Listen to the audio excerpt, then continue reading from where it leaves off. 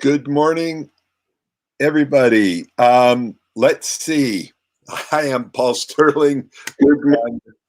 Radiance is with me. Mimi, who is also a love coach. You are on Compassionate Talk this morning, and this is about, I teach the Couples Corner, which is all about compassionate communication and intimacy and skills for couples that want to stay connected and compassionate and communicating during challenging, changing, and stressful times.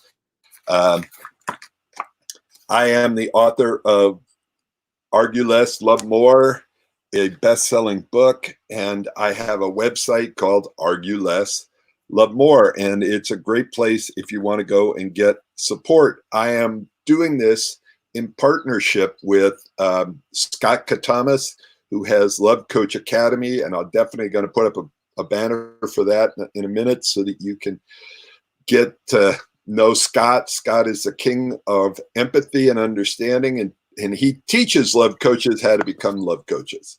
So we will talk about that. But today is about our hero's journey, the journey of the heart. And I'm going to show one more slide. Sometimes we'll be technically, I can be a little clumsy technically, but here's the question I want you to ask yourself.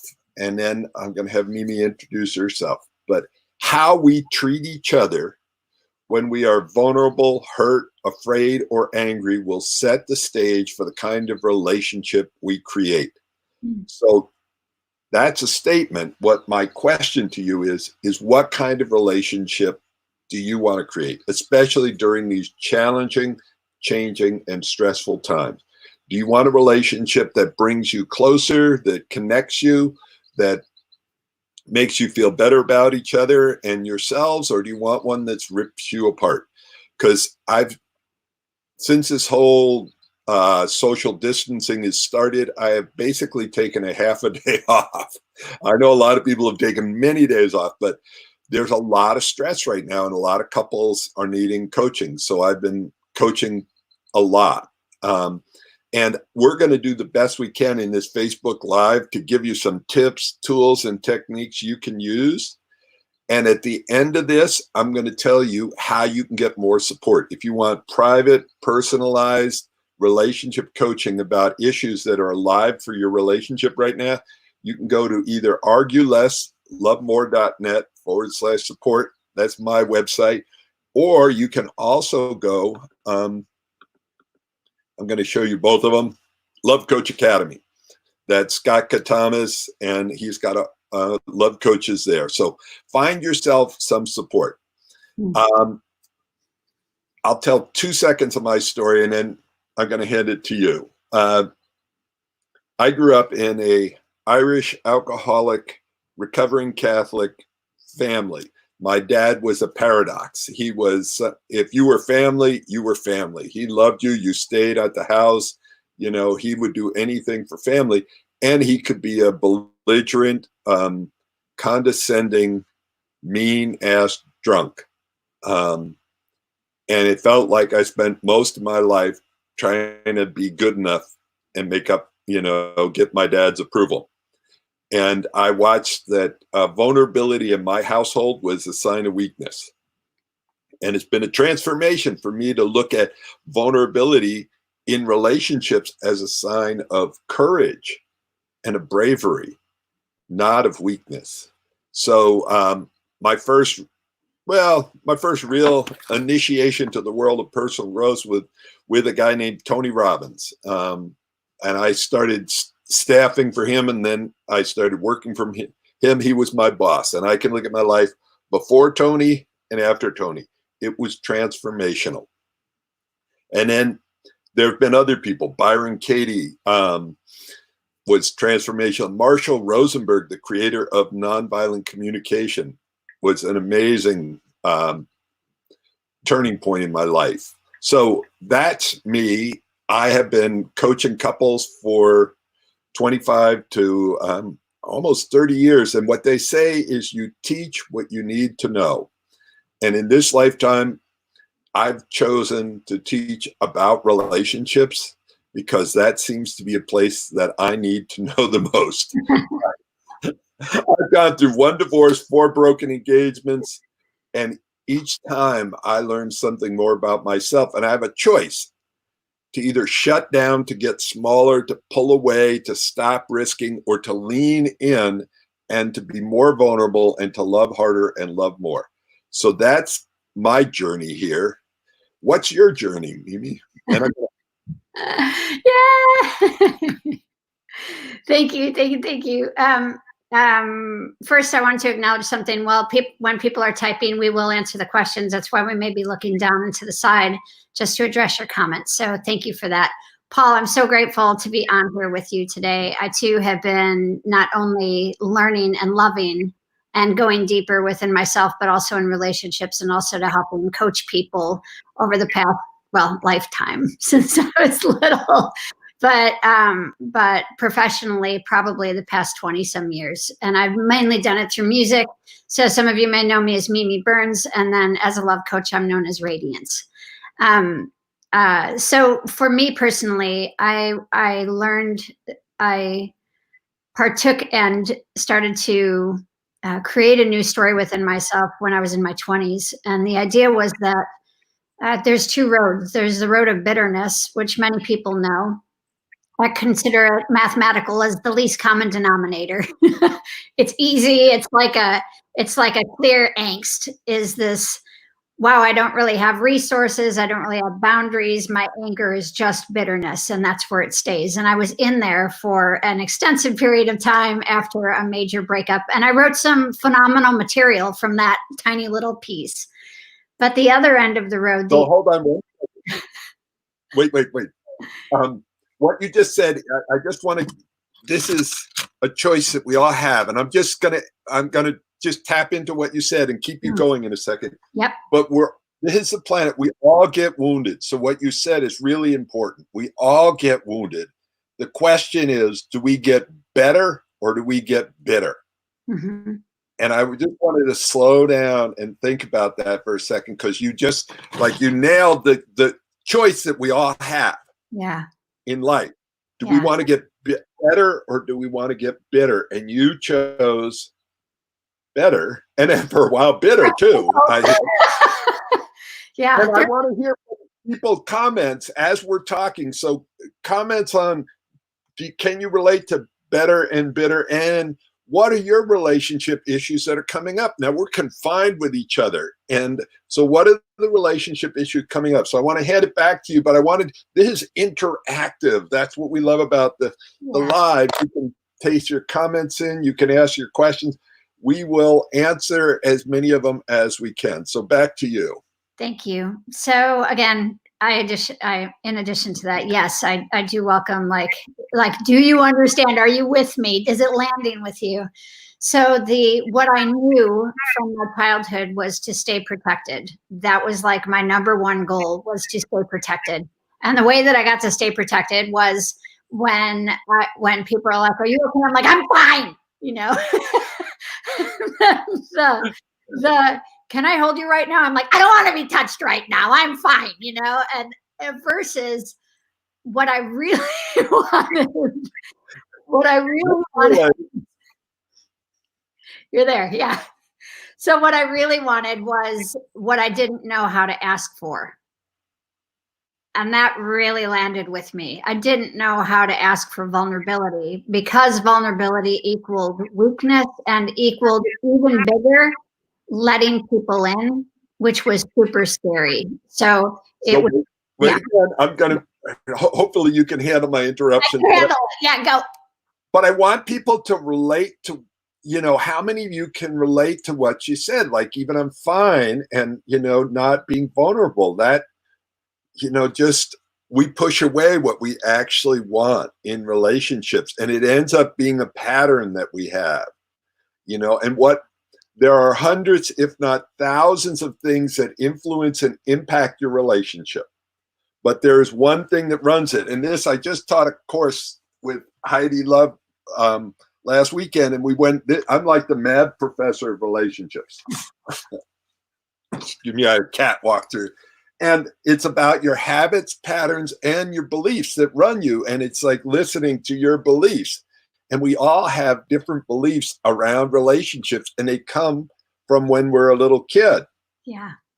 And what happens is we're going to look today, and as you're continuing to talk, we're going to look at, do our habits, patterns, and beliefs support or sabotage me? Do they open up or close me down? Or do they open up my partner or close me down or close them down?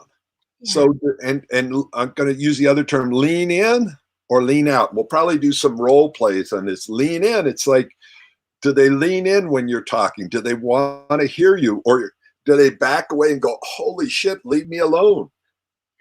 Yeah. Yeah. So keep going on your adventure, and hopefully my interruptions are to go deeper, because some of the things you're saying, I don't want to just gloss over. They're like really profound, and your journey's been an amazing journey. Yeah, yes. And I'm truly grateful for it. I wanted to say thank you for the stops, because it helps me to slow down and pace myself. And second, just acknowledging Deborah Wood saying "so me," and where is that "so you"? Like, what parts are landing? Like, where you're like, oh my gosh, if you want to share that. Well, okay. One last thing is being. We're in a culture of need shame. Now, here's the catch-22. The only reason to be in a relationship is to get your needs met. And then we're in a culture where it's embarrassing and shameful to talk about your needs. Mm-hmm. So it's really hard. It's like driving in a car trying to give somebody directions without talking to them. And so we're not set up to win. So the whole idea behind what I teach at Argue Less, Love More, and what Scott teaches at the Love Coach Academy is like how to set it up to win in relationships, how to do baby steps. And actually, Scott asked me to tell everybody who's listening today, after this, he's teaching a course on emotional IQ, which is like the language of relationships. And you can, right after this webinar, you can jump right on that webinar. He's going to have, it's normally people that pay for that, but he said to me, anybody that's on this can come as my guest. So, all right, back to you. We're going to dance back and forth. And I want people to type in if they can relate to the journey that both of us have gone on. I grew up thinking that if I had a need, there was something wrong with me. Like if I was a healthy human being, I wouldn't have needs, and needs are shameful. And then I moved to needs are embarrassing, and you should read my mind. If you don't read my mind and meet my needs without me asking, you don't love me. And then I would be pissed off and resentful, and I would make you pay for not reading my mind. I.e., why 1 divorce, 4 broken engagements. Right. It's like I'm the poster child. If I can learn this stuff, almost anybody can. Right. So back to you in this dance of your life. There's a few pieces that I wanted to just dance into. The first one was win-win used to mean to me whoever got out alive. That's what win-win used to me. That's okay. That's your idea of a great or survival in the relationship. It was definitely survival. And when you don't have tools, then it is basic survival, survival versus thriving. So I learned how to survive in relationships, but that wasn't the same as thriving. Paul, what I really wanted to just drop in with is this idea of needs and what the previous generations and even now some people are holding on to, which is not fulfilling my needs because it's based on ego. And so there's a piece here that I think is really important to me. I was just meditating on this yesterday. We have a preset, and then we get to choose into a reset. And the preset is all of the pieces of ourselves that we brought into relationship based on our family lineage and based on keeping ourselves safe and isolated. And the reset that these tools from Paul from Love Coach Academy it's based on your value as a human person. And when you base your needs based on your knowing your own core worth and your own core values, that is where, instead of bitterness being the first road into isolation, you can choose vulnerability and the tools that lead towards togetherness within humanity. So that's the road that I choose. So preset to reset, and how do we start walking instead of the I need to keep people away from me in order to stay safe, into how do I see myself, my value, my core worth, and from there, my needs, my boundaries, and reflecting you and the beauty of your needs, your values. So that's the bridge. And those were the crossroads that I felt like I had to choose. So again, I chose bitterness to write some astounding music around, and that served me for a period of time. But I recognized that if I wanted to thrive in life, in all areas of my life, I needed to start dissecting that and see if it was just a part of me trying to keep myself safe. So Well, me for keeping myself safe and choosing vulnerability. There's some key words that will make a huge difference. There's so much that you just said. And one of the things is this term safety, and people banter it about. And I want to just say that most people, and I'm probably going to be politically incorrect, but most people use that word wrong. What they really mean is comfortable. So safety is like, do I feel like somebody's going to hit me, hurt me, beat me up, versus comfortable. If you want a great relationship, you have to leave the comfort zone behind, because being vulnerable, being open, being honest, all of that is outside of the comfort zone. And we're not used to that. It's scary. I am a whitewater kayaker. I don't know. Have you ever kayaked or rafted? Do you know the different levels in rivers? I know the different levels, and I've kayaked, but I haven't done that. I've been beaten up by the surf, so I feel like that's it's similar. You can look at surf, and it goes from like level 1, where it's barely, to level 5 or 6, where it's a 50-foot wave, and people are, you make a mistake, you die. Sort of in whitewater kayaking, I do level 4 sometimes, and I've done level 5, and I do it in a state of terror, but it's to stretch and grow. And so it's like the whole idea of relationships, if you think about it, there's 3 different levels. One is all about survival. So the whole relationship is about survival. And some of those people you can look at, like our parents and our grandparents, they kept the relationship together, but they hated each other.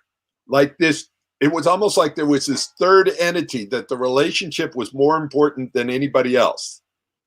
So their relationship was about survival of this thing called the relationship. The next level up is about comfort. Let's not rock the boat. We don't talk about those things that are uncomfortable because it doesn't feel safe. And then the third level is about growth. And as we're evolving in the world of relationships, people are becoming more and more interested in comfort, growth, a lot of growth. Now, I'm not saying one's better than the other. I'm just saying that you're going to get different outcomes in each of these levels. And it sounds like you've gone through these levels. Yes. First of all, way to go for crazy kayaking. I was just envisioning that, and how much aligned that is for the edginess of what I sometimes feel in relationships. When you talked about getting to level 3, maybe not to level 3, but just at level 3 in that form of relationship, the one piece that I've switched over to start looking at is that when I'm not focused on on just keeping the boat steady, I'm able to start looking at, and I think this is going into your next slide, where am I contributing to rowing, to rowing down the major adventure that's happening, and where am I like pouring water into the boat to sink us? and and do I have enough tools to stop pouring water into the boat and to grab an oar and start going? And this is really coming up for me right now. I've been married 22 years, and what I'm recognizing is there is this next level. Like, I think our grandparents were thinking about, okay, for instance, in Stephen's family, his grandparents were in the war, and his parents were still part of the war generation. So they were actually thinking about bombs. They were actually thinking about Survival. enough food. Yeah, like the basics. They didn't even have the privilege of looking at if their relationship was bitter and it had its own things. You didn't even want to look at that because war was the thing to look at. And now I think that there's a privilege to be able to stop for a few moments and see, is this serving the greater good of humanity? Is this serving me, my values, my needs? And then is this serving the other person? And if it isn't, what are the tools that I need? And do I have the desire and the curiosity to be a bit uncomfortable for a short period of time in order to go out and get those resources in order to create stability, even when I'm uncomfortable? Yeah, and I'm gonna bring up, you mentioned the slide. This one, if you've got a chance out there in Facebook land, copy the page, come back and watch this, print this out. But I've been coaching people, like I said, between 25 and 30 years, and Mimi's been doing it, like you said, over 20 years. This is the essence of it. The whole, taking 25 years, putting on a slide. If you want your relationship to get better and better, and raise your hand. I can see you out there in Facebook land. Raise your hand if you want your relationship to get better and better. All right, here's the formula. Make it easy to win and hard to lose in your relationship. How do you do that? You are grateful for your partner. On a daily basis, Leah, who is my partner, and I do gratitude. She almost every morning makes me a cup of coffee. That's part of our ritual, not routine. Routine is when it becomes unconscious. Like you can drive to work and not even know that it's like, oh, I just arrived at work. I fell asleep at the wheel, sort of. That's routine when you do it and it's unconscious. Ritual is when you bring consciousness to it. And she makes a conscious cup of coffee for me. I do stuff for her. We ask each other on a daily basis, what are you grateful for? She has a green thumb and loves to do stuff around the garden. She keeps outside of our house beautiful. There's always flowers. And she will walk me around because I am kind of unconscious to that. Like, I don't see it unless she points it out. And then I could walk around the house and be grateful for the things she does there. And I do like dishes and counters, and I try to keep the kitchen clean. And there's other things that I do, and I'm a relationship coach. So, she gets the good and bad of living with that. She's also, we practice grateful. So if you want to get something out of this call today, as soon as it's done, think of 3 to 5 things that you're grateful for in your current relationship. What do you love about your partner? And let your partner know specifically, not I love you because you're a great person. I'm grateful because you made breakfast, or you cleaned the dishes, or you did whatever it is, and then on the other side, when we start going downward, it's taking for granted. And that's where it becomes easy to lose, hard to win, and then keep getting worse and worse. So the whole thing that Scott teaches at Love Coach Academy, what I teach, it's like, how do you stay on the grateful side? How do you work through shit so that you can get back there? Because if you're going to be in a tough situation, like if we use kayaking as a metaphor, if you're going to be in class 4, class 5 rivers, you're going to get rolled over. It's not if, it's you are. How quickly can you roll back? What are your tools? So maybe you could talk a little bit about this and see how this model works for you. I will. Yeah, I love this, Paul. I want to also, Deborah. I'll be able. Paul and I will address your conversation in just one moment here. Thank you for presenting here and being vulnerable enough to present here. I want to. Let's look at Deborah. She just said it's so frustrating to work so hard at communicating and to do the self work and then be misunderstood by my spouse. He doesn't naturally do the self work. I feel so much further ahead of him. I know there's more there, and I'm going to touch that, but I just want people to know that the normal outcome of most communication is misunderstanding. That the masculine and the feminine tend to speak in different languages and different ways. And so it's like learning how to enter each other's world so both of you feel heard, understood, and valued. And a lot of times the feminine thinks that the masculine is just a misbehaving woman. That they're like, we think the same, and if he was thinking the way I was thinking, what he'd be doing right now would be like crazy. So, Mimi, why don't you address that? And let's look. And I know there's more from Deborah, so I want to touch all of it. Okay. First of all, Deborah, I just want to say, and just drop in with breathing with you for a moment and really getting into that, that you're being seen, like you're being seen for all of the work that you're putting into yourself and wanting and desiring to contribute to relationship. And so I just wanted to breathe and acknowledge that I see the frustration. And I also see that you are diligently putting in effort to understand yourself better and the deep desire that you have to better your relationship. So I really cherish that. And the one weaving piece that I have is that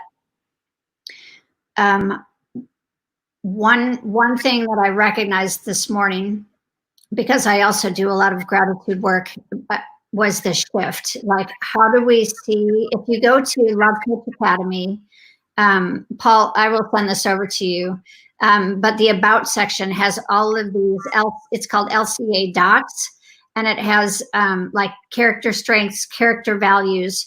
So being able to pick 5 things on that list every day that I see about my partner and really say to them, hey, I really see this about you. So that even when I don't think they're doing their work or doing it the way that I would do it, what I'm seeing is their value and their contribution in the relationship. So again, it's shifting, and it takes some growth to expand and be like, what contributions are being made and what value is being brought into the relationship. So with me this morning, what I recognized, my partner was going through a really challenging time this morning. And I sat with him and I said, I really see your endurance. And when I think of endurance, I think of a workhorse. Like when stuff gets tough, he is the guy. Like some days I'm like, oh, what about all of this? Like I read my love books in the morning. I'm that person, right? But he has long-term, like he's the workhorse. He'll get it done. And during times of massive crisis, endurance is really important. Like survival skills, really, really good skills to have. So that's one piece that I try to shift. Like I try to make sure that I'm finding value every day with gratitude of the tiny pieces, and while also starting to weave in that how am I seen here, and how can I ask to be seen here? And Paul, one thing that I love about your relationship is that your partner asks you and says, hey, this is important to me. can you pay attention here, please? And then you do. You're like, oh, yeah, sorry, I just walked over all those flowers. Those are amazing. So I love that about your relationship. And that's not normal. That's not the way it started. We have consciously chosen that. And here's the thing to think about. Someone else had a request here. Someone was needing some attention. So this is Leo. Hi, say hi. Hi, Leo, baby. Welcome. And if you think about it, having a great relationship, most people, if I ask you what percentage of your relationship is luck and what percentage of it is skill. So if you think about this, most people would say skill makes up a big part of it, but they don't treat it like it's skill. You look at our culture, if you have a relationship that falls apart, what do they say to do? Like, go, for a guy, go get drunk and go get laid. For a woman, they often say, they can say the same thing, or go watch romantic comedies, get a gallon of ice cream and eat yourself stupid. And basically shut down the feelings. Now, if you think about it, if it was skill that we really were believing, if a team lost at football, would they say, go get drunk and go get laid, or go watch a romantic comedy and eat yourself unconscious?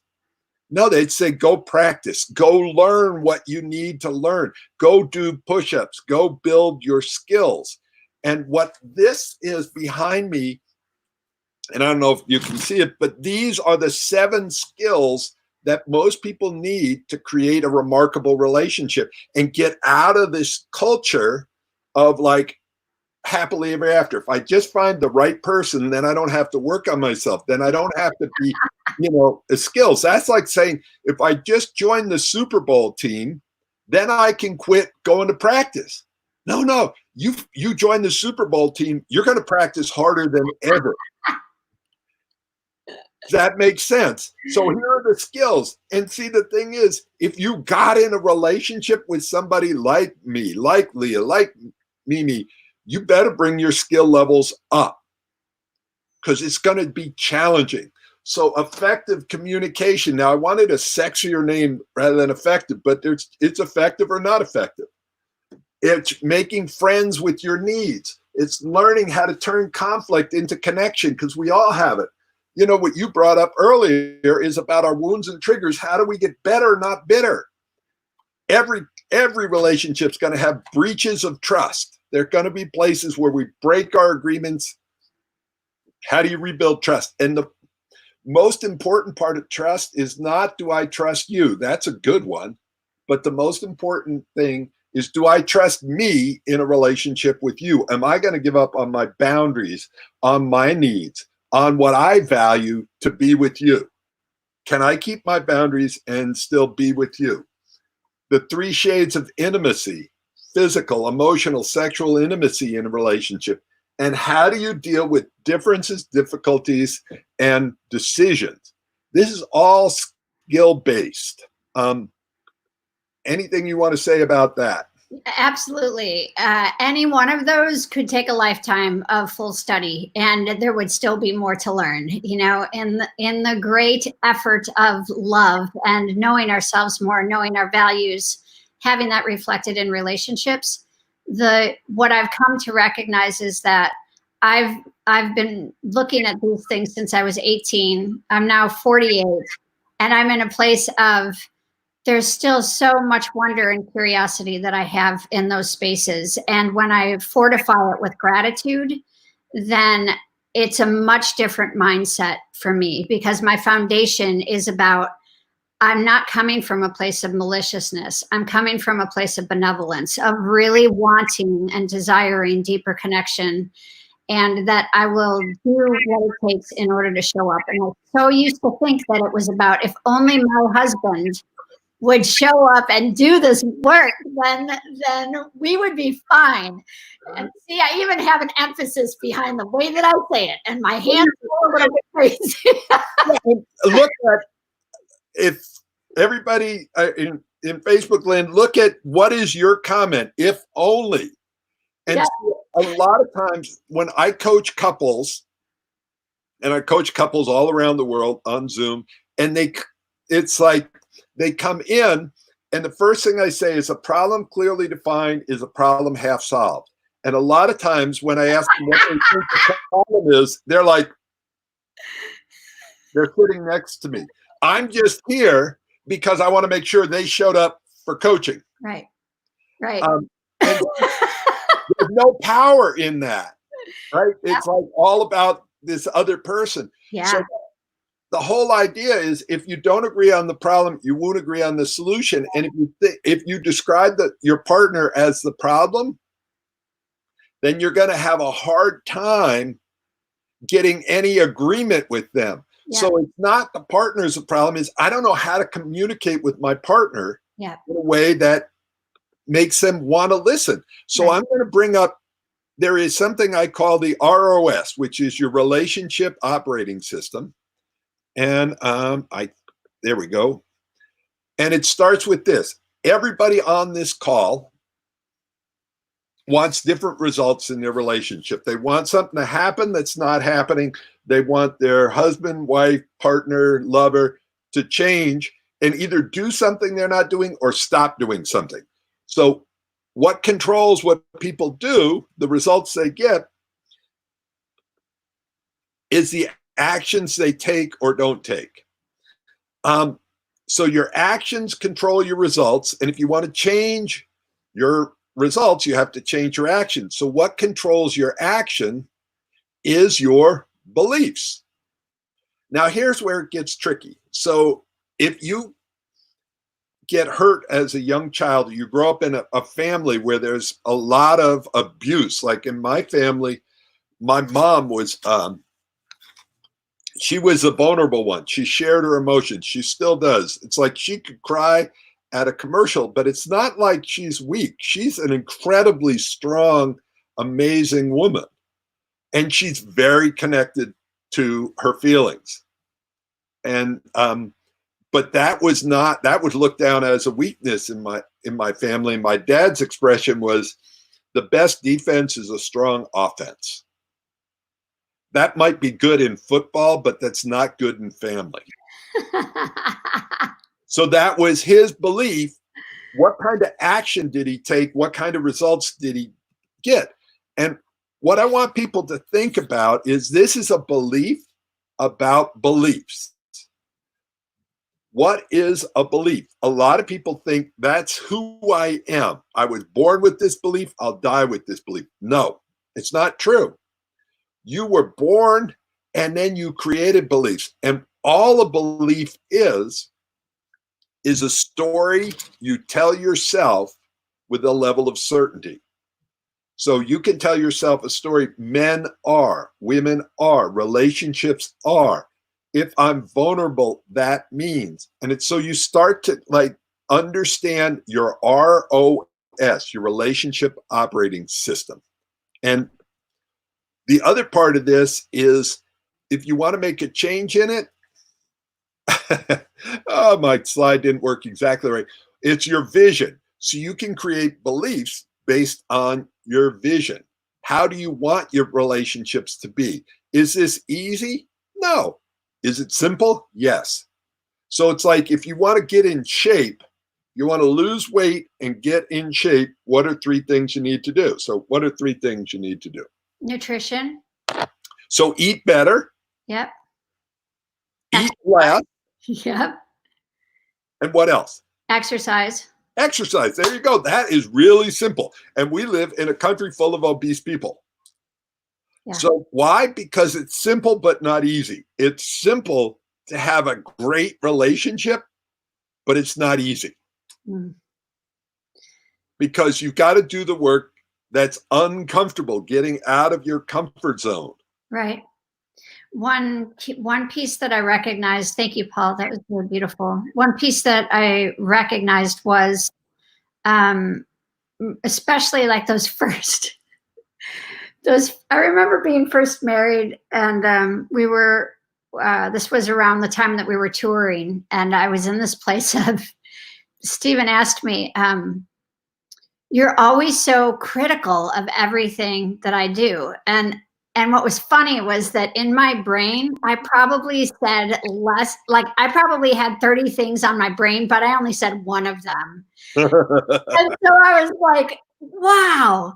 So what I love about humans is how gorgeously protected we are as a species. So my alert system, my protection system showed up as persecution of other people, like picking them apart, tiny little pieces at a time. And that kept me really protected and very occupied in my brain.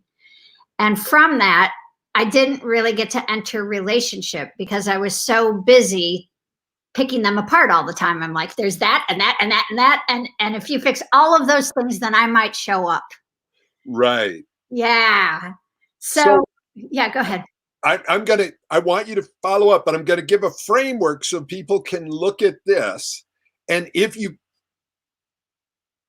want to transform your relationship, there's several things you need to do. So the quality of your life, this is something from Tony Robbins, the quality of your life is the quality of the questions you ask yourself.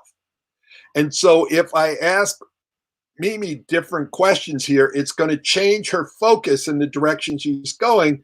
And she did this by herself. But I want you out there to ask yourself this question. What results are you committed to creating in your relationship? And then you get to look at the behavior.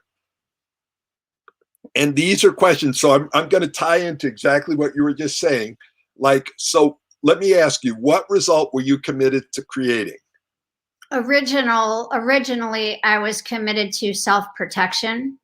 And then and then now I'm committed to gratitude first. Well, wait. Let's stay with what you were committed to, self-protection. Yeah. So how were you doing as far as that went? So good. I kept everybody away. I was really well protected. Right. But how did that feel? Lonely. So, Yeah. so how are you doing when back then? How was it going when you pushed everybody away? Yes. I was sad. So and angry. Yeah. So it's like, here are the three questions. I have a background of, before I became a relationship coach, I taught quality control at companies like I originally apprenticed at the Sheraton Hotel in Hong Kong.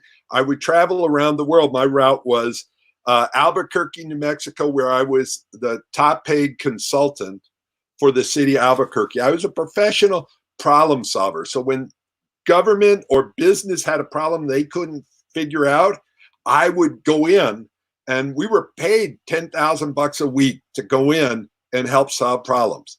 And I came down to these three questions. How are you doing compared to what?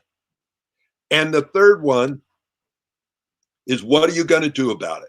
Mm-hmm. So this goes right into relationships. What am I committed to creating in my relationship? How am I doing? And compared to what? So what did you compare it to? What was your picture of relationship? My picture of relationship was long-term. What is it going to take to thrive, to move from survival mode into thriving mode long-term, knowing that my preset and my original blueprints were only based in survival mode. Right. And then what are you going to do about it? So you start to look at relationships and then go, what are you going to do about it? Right. And so for me, that was the internal journey. And the first piece that came up for me was vulnerability and leaning in. And then right behind that was gratitude. Those were the three things that I could shift within myself in order to start shifting my relationship with others. All right. And for some odd reason, my screen is now frozen, which, yay, technology. Try a little dance, Paul. Try a little dance. So it's like, because the picture I'm seeing is very different than the one that's frozen on the screen here. I'm going to see if I can get it to shift. And if it can't, we'll just keep going as long as you can hear my voice. We can hear your voice. Technology. It'll free up. There we go. You can see a little bit of the difference here. I'm going to bounce it ahead because what I want people to do is walk away with some tools that they can apply immediately. And one of the tools that you can apply immediately is a different set of questions. So when you look at how you communicate and you look at your behavior, does it support the kind of relationship you want, or is it sabotaging? So Mimi, can you still hear me out there? Yep, I can. So can you talk a little bit about that? Supporting and sabotaging. Did your behavior support the kind of relationship you wanted? I'm talking about back then, or did it sabotage it? It was definitely sabotaging my relationships, not only with myself, but also with other people. And so in order to move into a thriving relationship that I wanted, I had to become willing to get curious. And the big piece of me, even today, because I was so well protected, even today, it's being willing. Like the minute that I'm having those angst around my partner, I'm like, am I willing today to do some self-care and to look at the value and find the pieces to cherish about the other person? So that is how I started to make that shift, because I wanted a thriving life. And, you know, if I look around, this is the beginnings of a thriving life. It's how I got there. Yeah. And what you're talking about is part of the difference is the difference between being reactive and being resourceful. And what this all is about, whoops, there we go. I can see you again. Yay, we're back. That was a little terrifying for me. I went into, shame, embarrassment, like somehow I caused the internet to go wacky at my house. I did something wrong. I always want to do freeze frames where I'm like I try to practice so that if it freezes, that I'm in a really funny position.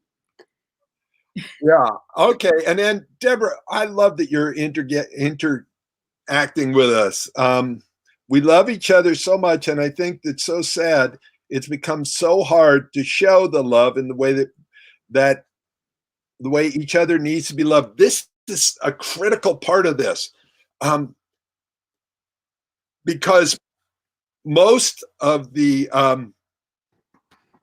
relationships don't end because of a lack of love. They end because we run into a problem that's bigger and better than our skill set, and we don't have the skills. And I'm going to put up, this is a course that it's June 6th. Come and get yourself skills. It's 5-hour webinar. It's $97. It is, in those 5 hours, I take about 25 years of the best of the tools that I have and teach them. And it is transformational. And I'll give you an idea of it. And then we're going to bounce back to the slide that's right there. Here we go.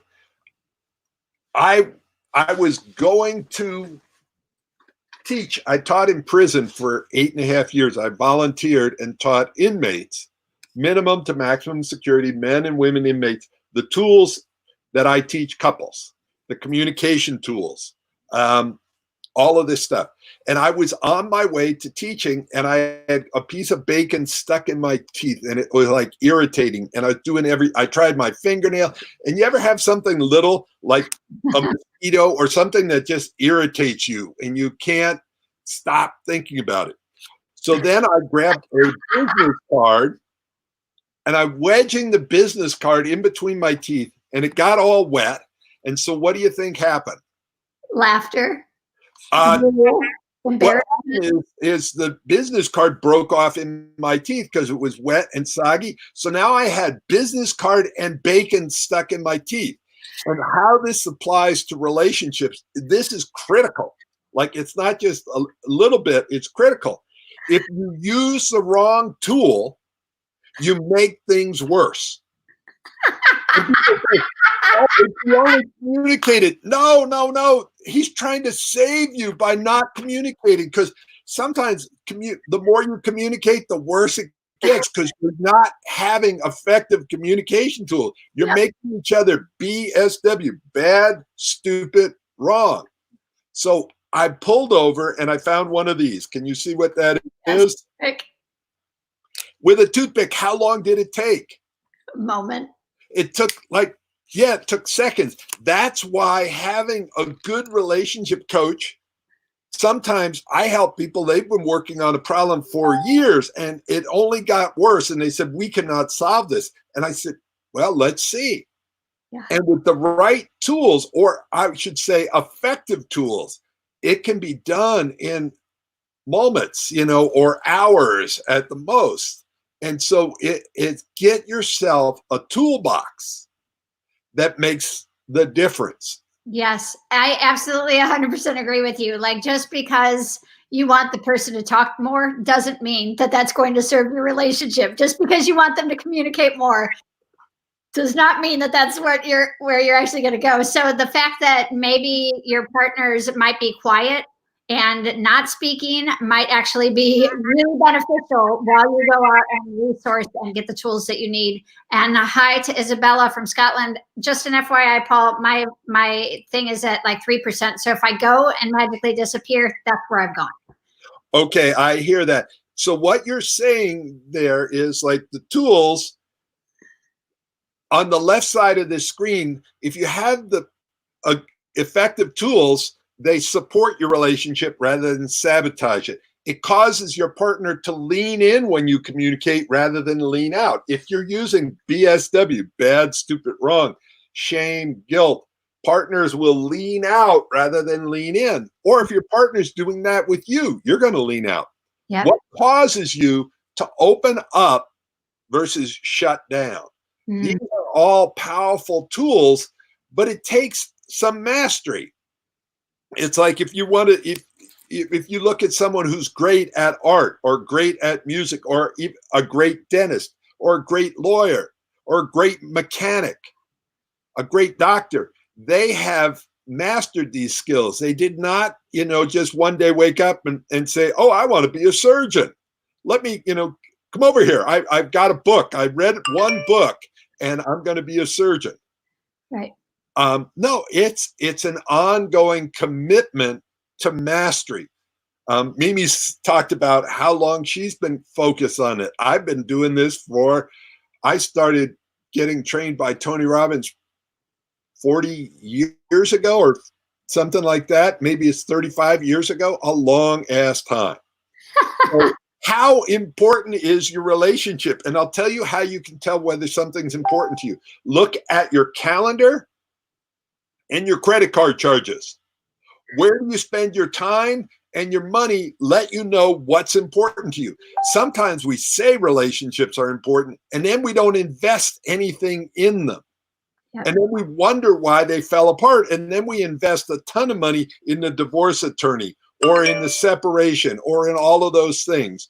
So spend some time, invest in yourself. Come to the Heidi and I's course, June 6th, or go to, let me just see, Scott has something happening right after this. You can go join Scott.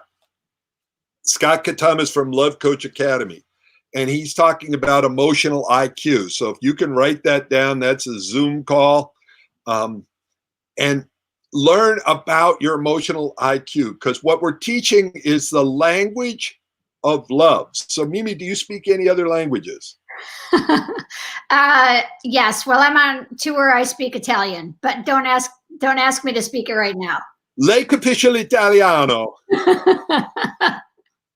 So it's like I've worked in different places around the world, and every time I go to work, like I was a U.S. delegate for the Soviet American Citizen Summit in Russia, and so I learned chut Russian. Da, очень хорошо, мой друг. I learned like 5 words. I get myself in trouble because I can say it with such emphasis, and they actually think I speak the language. But what's important is if you want to enter somebody else's world, you need to understand the language of relationships. And Mimi said um, she was about to bounce out because her phone was about to run out of charge. And so we just lost her there. And thank you for being on the call. So I'm about to wrap it up for the day. And what I want you to think about is, if you need support, get yourself support. This is a deep dive into the world of relationships. And this one slide right here makes all the difference. If you sat and answered these questions with your partner today, it would make a huge difference for you. What results are you committed to creating in your relationship? How are you doing? Ask your partner, how am I doing? Am I meeting your needs? And what needs do you have compared to what? What are those needs? And what are we going to do about it? And your relationship operating system, is it supporting you? Are your beliefs about relationships supporting you or sabotaging you? Is the way you communicate causing your partner to lean in or lean out? Open up or shut down? If you want to transform your relationship, transform your relationship skills. If you want a remarkable relationship, what you need is remarkable relationship skills. And if you want remarkable relationship skills, get a coach and take courses. Like I said earlier, just a minute ago, how do you know what's important to you? It's where you invest your time and your money. Look at your credit cards and look at your calendar and check out.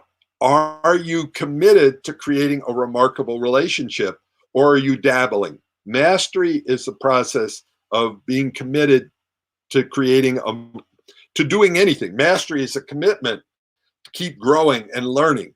So I'm going to try to see if I can find the original slide that I started with here and go all the way back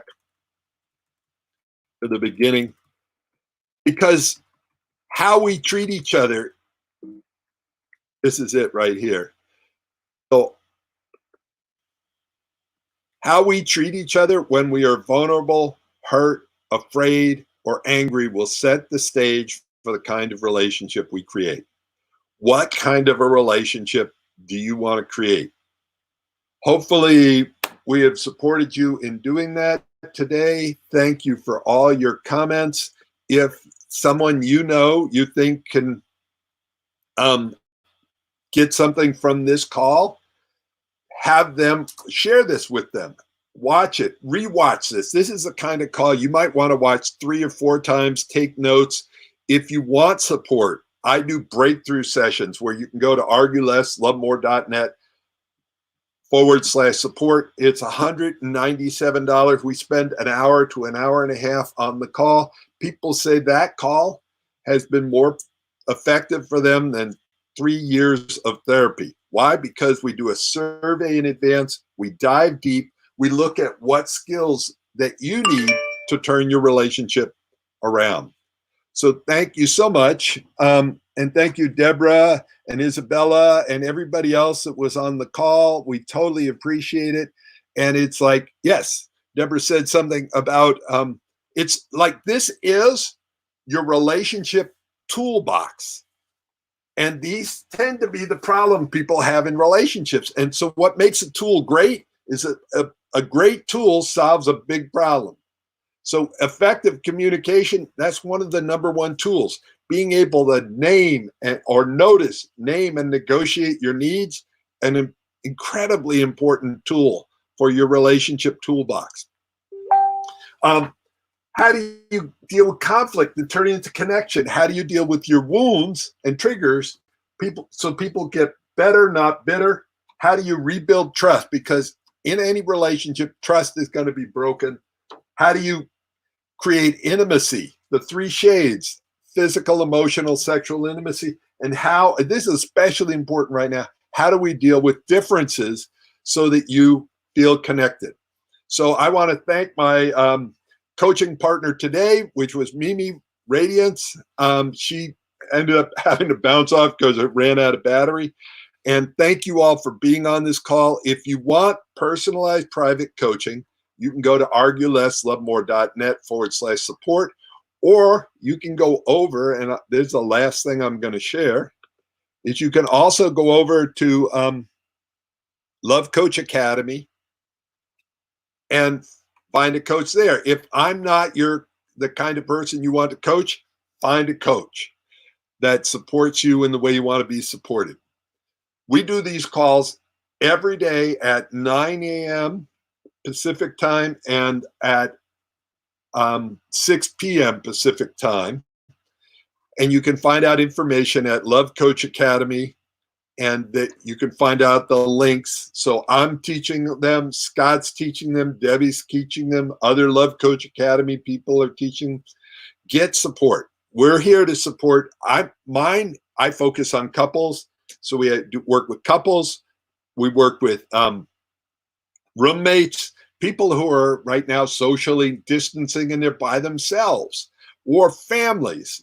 How do you do this with kids? So thank you for your attention. That's the greatest gift you can give me. And look at what kind of a relationship do you want to create? How are you doing in that? What are you going to do about it? Ciao. Have a great day, and we will see you later.